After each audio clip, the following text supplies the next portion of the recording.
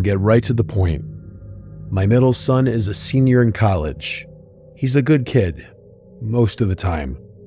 I'm a bit cross with him right now, because he just asked me for money for a spring break trip to Hawaii with his friends, which kind of caught me off guard. Like I said, he's a good kid, and I want him to enjoy himself, but something about the way he asked rubbed me the wrong way. His mother's been struggling with her mental health lately, and it would have meant a lot to her to have him around, but I guess he's more preoccupied with getting wasted on a beach with his frat brothers. I can't even say I blame him for it. I was exactly the same when I was his age, and I see a lot of myself in that kid. The whole thing actually got me reminiscing about my own college days and reminded me about something I haven't thought about in a very long time, which is the story I'm about to tell. Funnily enough, my son is the one who introduced me to this page, so maybe he'll get a kick out of this if it gets read.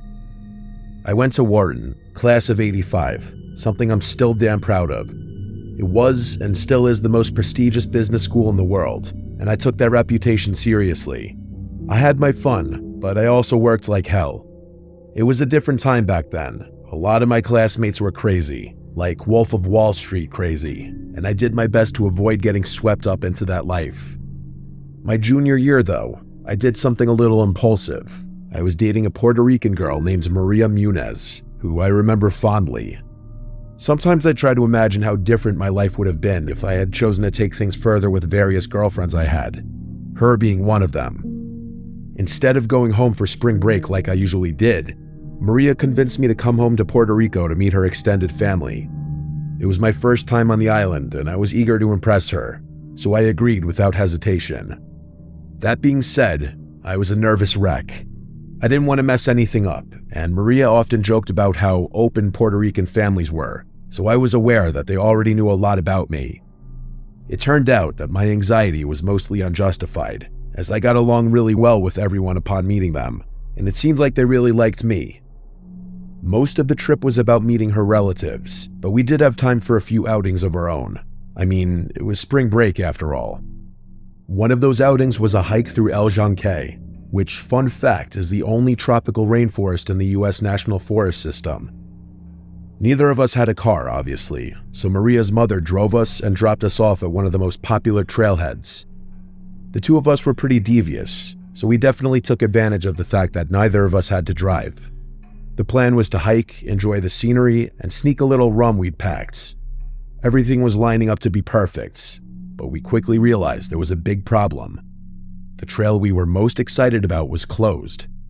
I don't remember why, flooding, maintenance, something like that, but all I remember was that Maria was really upset. I tried to calm her down and told her we could just hike one of the many other trails the forest had to offer. She wasn't budging though, and told me that the trail we planned on hiking was like the premier trail, and the other ones didn't even come close.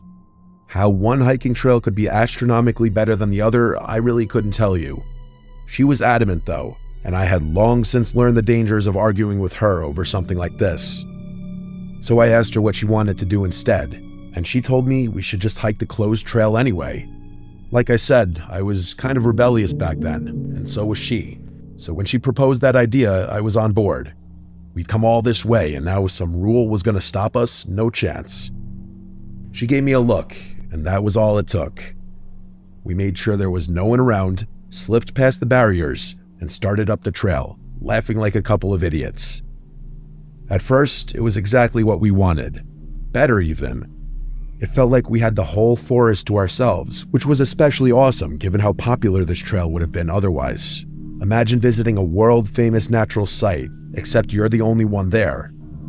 That kind of exclusivity is impossible to come by. Anyway, we hiked for a decent while, passing little waterfalls and admiring the beauty of the forest. And yes, we were also drinking. Not excessively, but just enough to feel a good buzz. It was really fun, I have to be honest. But then, out of nowhere, Maria screamed and jumped back, almost knocking me over. That instantly put me on high alert, although I didn't know what had scared her. I looked around frantically until I saw it. A little further down the path was what looked like a freshly decapitated mongoose. Let me repeat that, it was a mongoose. A big one too, and its head looked like it was completely missing.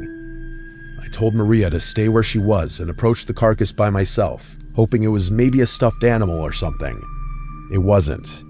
I inspected it without getting too close and confirmed what I initially thought. Its head was cleanly sliced off. The cut was too precise for it to have been anything other than a knife wound, which was downright disturbing. The worst part, though, was that the body hadn't started smelling yet, meaning it probably hadn't been there for very long. Maria was shaking. I was mostly shocked by it. I tried to reassure her by saying something dumb like how crime in a national forest was unlikely, even though I couldn't explain it myself. I put my arm around her and ushered her past the body, trying to block it from the line of sight. All I could think about in that moment was putting some serious distance between us and that poor lifeless creature. We walked in silence for a while, and even though we distanced ourselves from the mongoose, I could tell the moment was gone. The adrenaline rush had worn off my buzz and erased my good mood. As bad as I felt, though, I could tell that Maria was significantly more shaken, and I couldn't imagine that she was even enjoying herself in the slightest. She said that she wanted to stick to our original plan of hiking the whole trail to the other side, but it was obvious that she didn't want to be in that forest anymore, and I couldn't blame her. As we were walking, I couldn't help but rack my brain trying to figure out what we had stumbled upon. It didn't make any sense. I wasn't aware of the hunting laws there, but I couldn't imagine that hunting in a national forest so close to a pedestrian trail could be legal. And yet, that was the only explanation I could think of. Why they had left that mongoose's body there to rot was beyond me, but there was no other rational explanation. Maybe it was a hunter who had seized upon the opportunity to have that part of the forest all to himself, like we had. I really didn't know. Maria and I hiked another mile or so, with me trying to cheer her up the whole time, but nothing was working. Eventually, she admitted that she wasn't feeling well and wanted to turn back. I didn't argue, although I was definitely dreading having to walk past that spot again, mostly because I wasn't sure how it was going to affect her, and I just wanted her to feel comfortable. We retraced our steps, and I could tell we were closing in on the spot where the mongoose had been. I told Maria to keep her head down so she wouldn't see, and she did. I braced myself as we turned the final bend, but when the spot came into view, the mongoose was no longer there. Someone had moved it. My heartbeat started racing, and I instantly began scanning nearby trees, terrified that there was someone hiding among them. I was not prepared for what came next. Instead of seeing a person, I noticed something hanging from one of the trees. It was a mongoose. It was strung up with twine, its paws tied together. There was a sickly green liquid dripping from its body that hadn't been there before, and it was rotating slowly in the wind. I couldn't help but curse out loud when I saw it, which caused Maria to open her eyes. As soon as she saw it, she let out an awful, blood-curdling scream of pure terror. Before she could freeze up, I grabbed her wrist and told her to run. We took off sprinting down the trail, trying not to trip over each other. I let her go in front of me and kept looking over my shoulder, half expecting someone to be following us. Instead, a deafening scream rang out from somewhere behind us. It was a woman's scream, and it was absolutely terrifying. It sounded like the kind of scream someone getting attacked would make. I felt Maria's body jolt mid-stride, and for a second, I thought she was going to collapse. She let out this panicked sob and tried to push herself even harder, but she was already out of breath. I kept my grip on her wrist, practically dragging her along as she slowed down. We couldn't stop. My own chest was burning, but we needed to keep moving. Eventually, Maria could barely run anymore, so we had no choice but to slow down to a fast walk. I turned around completely and started walking backward, keeping my eyes locked on the trail behind us. I was bracing myself for a fight. Something had strung up that mongoose. Something had caused that scream. I was 100% sure that I'd see something charging towards us any second, but nothing ever happened. The trailhead finally came into view, and for a brief second, I thought we were in the clear. But then I saw someone standing near the barricades watching us. It was a park worker with his arms crossed, clearly pissed off. As soon as we slipped past the barricades, he started yelling at us about breaking the rules and told us he was kicking us out and banning us for life. But then he got a good look at Maria, who at that point was both sobbing and physically exhausted. I told the guy everything, not leaving a single detail out. He took it really seriously. He told us we both needed to come with him, so we did.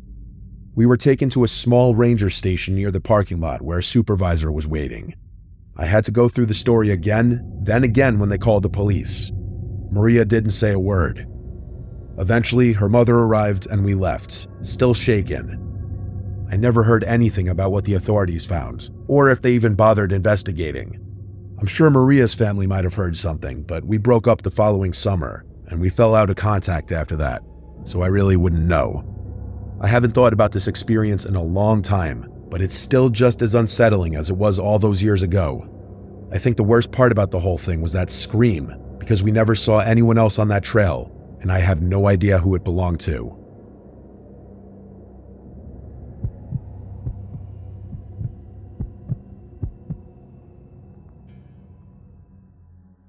I'd consider myself a pretty laid-back guy. I'd say the same about most of my friends. This happened last year, so I'll get right into it. Spring break was supposed to be just me and my friends Jackson, Ariel, and Isabel camping on a secluded beach in Alabama. No crowds, just stars and waves. We got there late, later than we planned. We parked in the closest lot and began walking toward the beach. The place was dead quiet. No other campers, no fishermen, nothing but empty sand stretching for miles. According to Isabel, who was familiar with the area, locals sometimes use that part of the beach for overnight fishing, but that night it was empty. It wasn't fully dark out yet, but the sun had started setting, so we'd need to set up camp quickly. Jackson and I began pitching the tents. Since I had driven, I had brought my dog Bean with me. He was a Doberman who loved the sand, so we all got a kick out of watching him run and roll around. At one point, Ariel pointed out a car in the distance, saying it had driven by twice already. I turned. An old, beat-up-looking SUV slowly rolled past on the narrow access road that ran parallel to the dunes.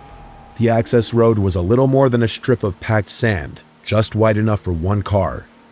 On one side was the beach where we were, and the other side was a line of shrubs. You couldn't really see the main roads from where we were. The car drove by and ultimately disappeared down the road. The four of us shrugged it off and went back to setting up, and by the time we finished, we decided to crack a few beers and chop it up in a circle.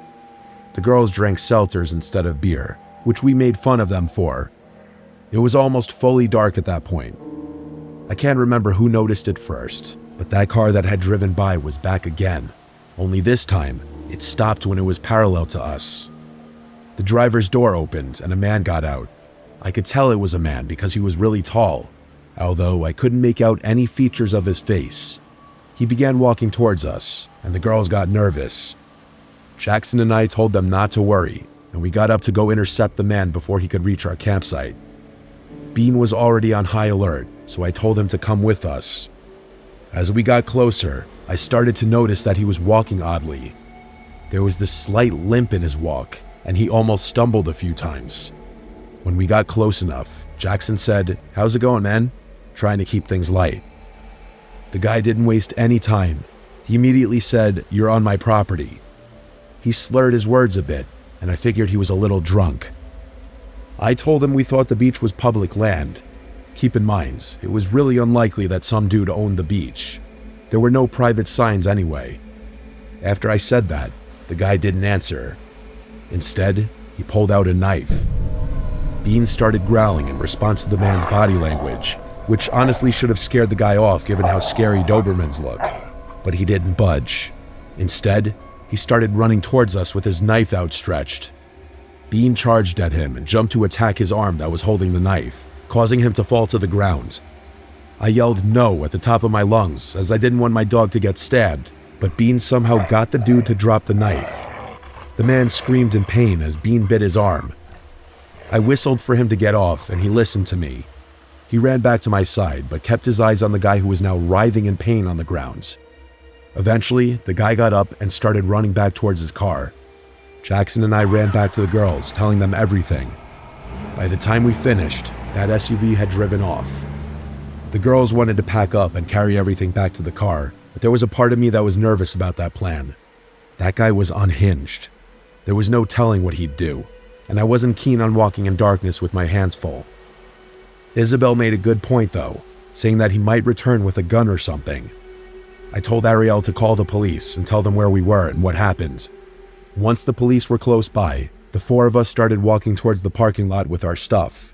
Bean was on high alert, and I have to admit the only reason I felt even remotely safe was because of him. I noticed lights up ahead near my car, and I was relieved. The officer stepped out to take our statements, and I was not ready for what happened next. He quickly pointed out my car's tires were slashed, and I was horrified to find out they were.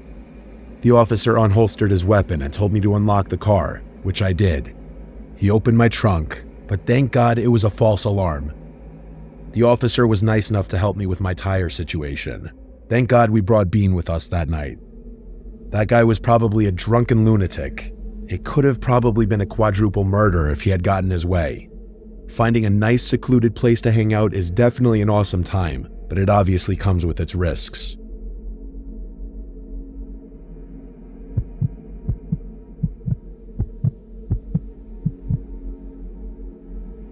It was spring break 2023. My friend Michelle and I booked a trip to Miami for a weekend. It was both of our first times in Miami. We were both 22.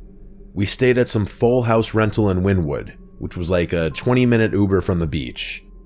We got there on Thursday and we were staying until Monday. We landed pretty late in the day Thursday, so we just went out to some nearby bars for the first night. It was fun. The following day, we Ubered to Miami Beach to have a beach day. We brought the towels from the rental and just laid on the beach for hours. Multiple groups of guys approached us and we just reject them or whatever. But there was one guy who approached us, I guess specifically me, that just had this really charming accent, seemingly nice forward personality, and honestly everything about him was handsome, from his hair down to his physique. He introduced himself as Will. He asked what our plans for the night were and asked for my number, and honestly I gave it to him. Then he was off on his way down the beach. He didn't seem to be with anyone. We watched to see if he'd stop and try to get more numbers, but he didn't. He was just walking away looking at his phone, and eventually walked off the beach in the direction of the street. Michelle was a little jealous that he showed me more attention, I could tell. Later that day, after the beach and some bars, we left Miami Beach because it was a little too crazy for us. Definitely because it was spring break, but it was just a bit much. We returned to the rental with some drinks and snacks from a nearby store. We drank in the backyard by the pool, listening to music on Michelle's speaker while we plotted our night. It was around this time I shot Will a text asking what he was doing for the night. He responded very quickly, saying he and his friend didn't have plans yet, and then he suggested the four of us go out by us in Wynwood.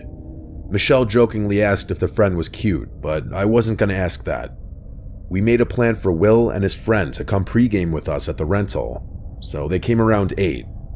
The friend's name was Ken, and he was surprisingly good looking as well. I could tell Michelle was pleasantly surprised. They brought their own drinks and left them on the counter in the kitchen, and we drank in the yard for like an hour. They seemed very normal. All seemed like it was going well. We eventually walked to a nearby bar. It was also in Wynwood. I have to admit, Michelle and I were already drunk, and Ken and Will kept buying rounds of shots. Things became a blur pretty quickly.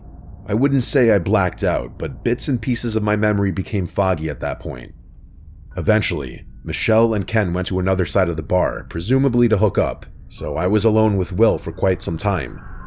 Eventually, I had to go to the bathroom, but before I left, I remember him calling out, "What do I want for my next drink?" I replied back, "A tequila soda." When I came back out from the bathroom, I couldn't believe what I was seeing. Will was like hovering over the corner of the bar, clearly doing something sketchy. I walked a certain direction to get a better angle, and I saw he had the 2 drinks in front of him, but he was hovered over them as if he were doing something to my drink. I may have been drunk, but that was enough for my intuition to tell me to leave. I walked away without him noticing to the other side of the bar, looking for Michelle, but she and Ken were gone apparently. So I rushed out of the bar and tried calling her a bunch of times, but she never picked up. Around this time, Will texted me asking where I went. I ignored it. I texted Michelle a bunch of times, asking what happened, where is she? And then I eventually dropped the bomb that I think Will was trying to roofie me and that we should get away from these guys. I started walking back to the Airbnb. This was when Michelle texted back, asking, "Why do you think he was roofieing you?" And I said because he was hovering over the drink he ordered for me, doing something to it. She texted back maybe he was just on his phone. I tried calling her, but again, she didn't pick up. She texted back instead, saying, "I'm still with Ken, just text." I responded to her that I already left, so I'm not going back anyway, and I suggested she meet me at the Airbnb. She responded, "I'll be back soon." So I walked back. When I got back, I let myself in with the code lock. The door automatically locked after like 10 seconds. Same thing with the back door. I sat, really drunk and by myself, honestly worried about Michelle, but also I feel like I was wondering if I was just overthinking the whole roofies thing. Maybe he was just on his phone. Either way, it was too late now. I was surprised that Will never attempted to text or call me again. Next thing I remember was the doorknob to the back door jiggling, and then I heard the button sound effects of the code lock, followed by a failed attempt sound effect. I then got a text from Michelle saying to open the back door. I went to the back door and called Michelle's name through the door. She didn't answer though. So I tried calling her phone, but she didn't pick up. I got a text back saying, "Hurry, open the door, he's coming." And this was when I really started to freak out. I yelled through the door, "Michelle, you're scaring me." There was no peephole or windows to look through to see if it was really her. I begged her to please answer me. She never did. There was a peephole in the front door, so I hurried to the front and looked through it. I actually felt sick at this moment, scared for my life, because I saw what looked like Will hiding to the side of the front door. A million thoughts crossed my mind, like if Michelle was running from Will. I was still too terrified to open the back door without her confirming it was her. I texted her back that I'm calling 911 right now. She didn't respond. I actually did call 911 and explained, and while I was on the phone, I checked the peephole again, and Will was gone. When police showed up, I let them in, and within 5 minutes, one of them asked if my friend was blonde, and I said yes. He then told me that another officer had her in their squad car and was bringing her here. I was so relieved, but also horrified. When she arrived in a second police car, she had been visibly crying. She was very, very drunk. To the best of her ability, she explained that she had her phone stolen and she was lost wandering the streets for an hour until someone helped her call the police. All of the texts I got from her number were never her. It was that guy she was with, Ken, or whatever his real name was. We also found her phone thrown in the pool in the backyard. They clearly took off the second I mentioned the police. We had to make a police report giving every last detail as specifically as possible. They said they'd get the surveillance footage from the bar we went to. We also had to contact the Airbnb host and immediately cancel our stay and go somewhere else. It was a long, nightmarish night. Obviously, the rest of our trip was completely spoiled. It took a whole week before hearing back anything from the police, and the only reason they called was to confirm what the name that guy that I was texting gave me, because it didn't align with the phone records for that number, which I'd already figured out myself. He was using another stolen phone. After that, I never heard from the police again, which is absolutely sickening how little priority the police put into cases like this, even with easy evidence. I have no interest in returning to Miami after this horrible experience. I could have honestly been killed.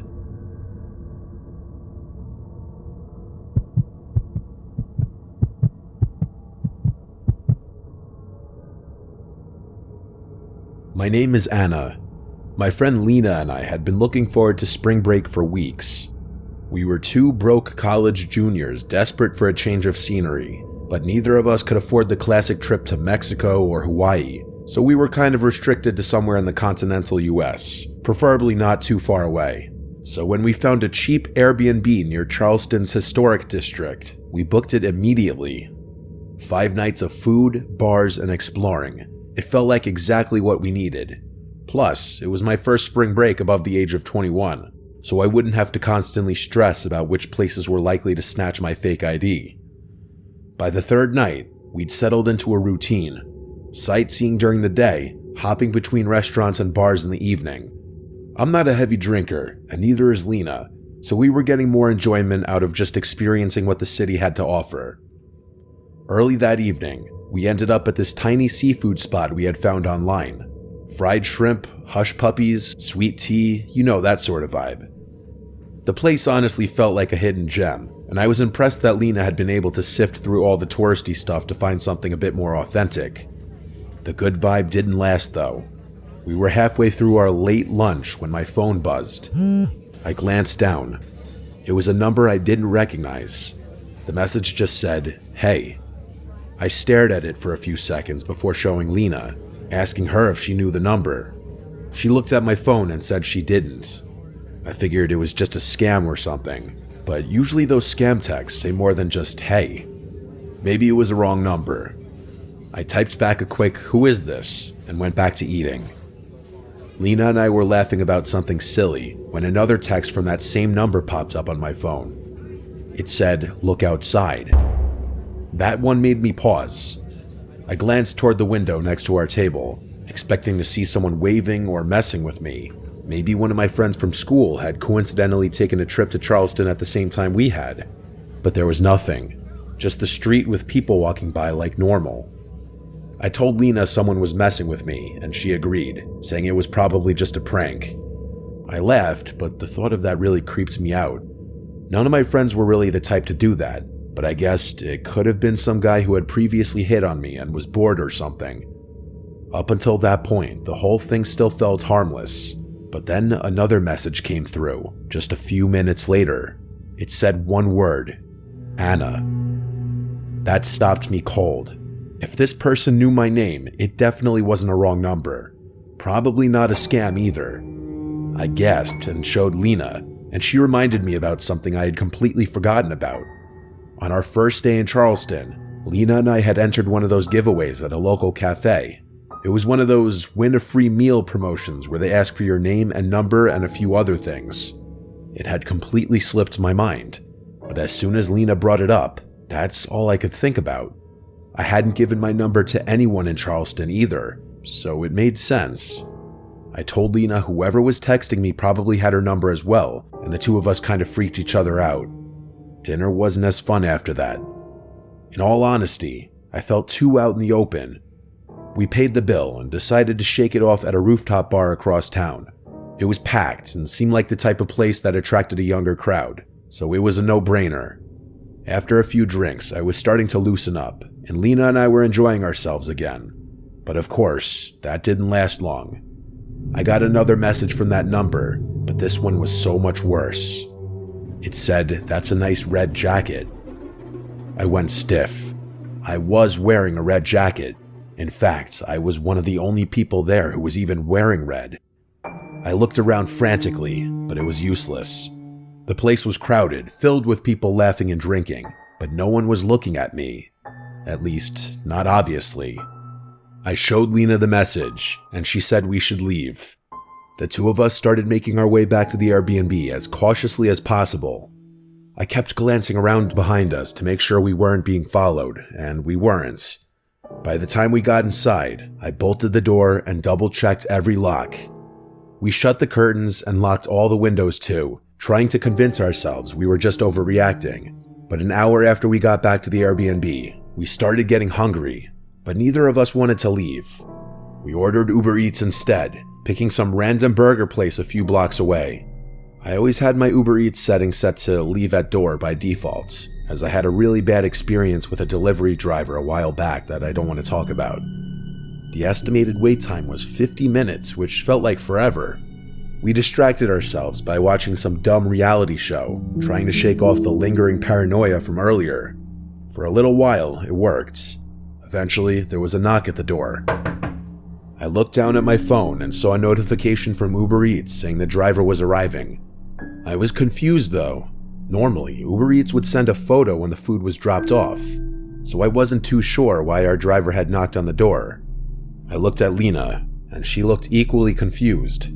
I got up and checked the peephole, and yeah, it was a random, bulky-looking dude in a hoodie holding our bag of food.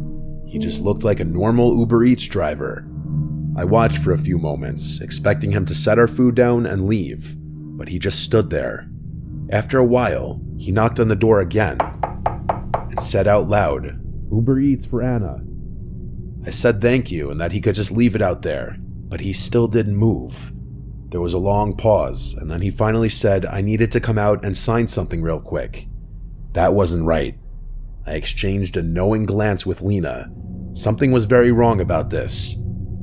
She immediately pulled out her phone and dialed 911, mouthing, "just in case," to me.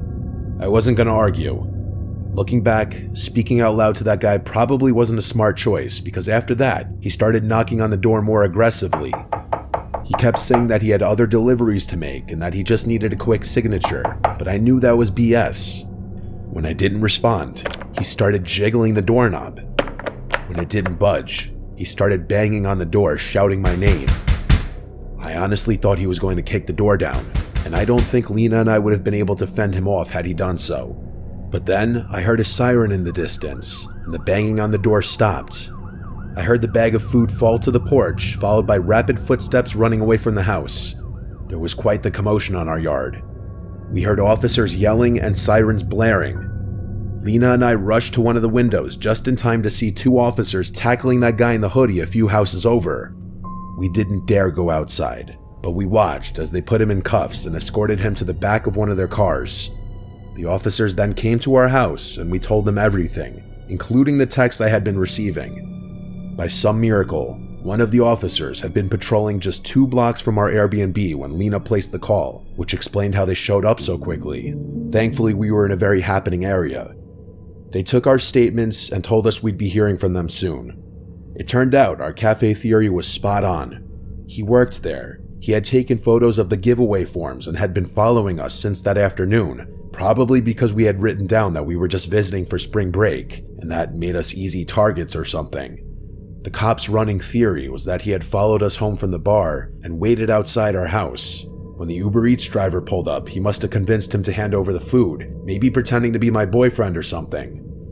The guy also apparently had a criminal record, which made the situation even worse.